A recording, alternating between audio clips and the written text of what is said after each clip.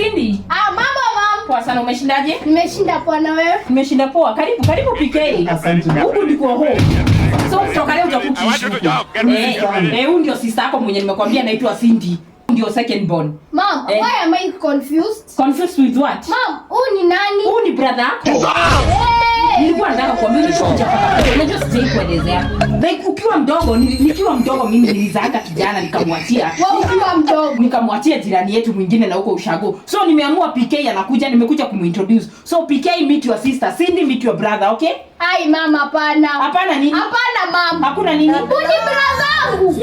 Mbona unafanana mapua? Ai mama, hadi tufanani hadi kidogo. Yaani mweusi mimi ni brown. Tunafanana wapi? Huyu ndio brother yako, unasikia Cindy? Macho zangu ni dogo, zake ni kubwa. Kutoka leo you have a brother, unasikia? Ai mama, hapana. Hapana nini? Hapana mama. Hebu kwanza acha kushika ndo zetu. We, kuwa na maana. Si unasikia Cindy? Brother yako, uheshimu brother yako mkubwa, unasikia? Mom, PK, huyu ndio sister yako. So utakuwa ukilala huku, unasikia? Huku.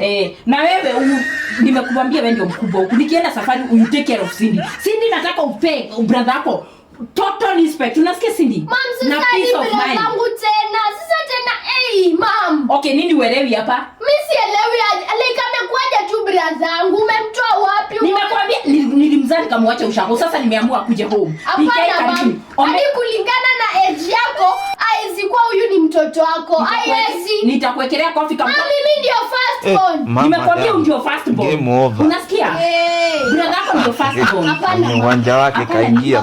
Kama mtoto unalipa pesa ngapi kwa hii nyumba? Unalipa rent pesa ngapi? Mama hata kama mimi silipi but he's not my brother. Twende. Hapana mama, hapana mama.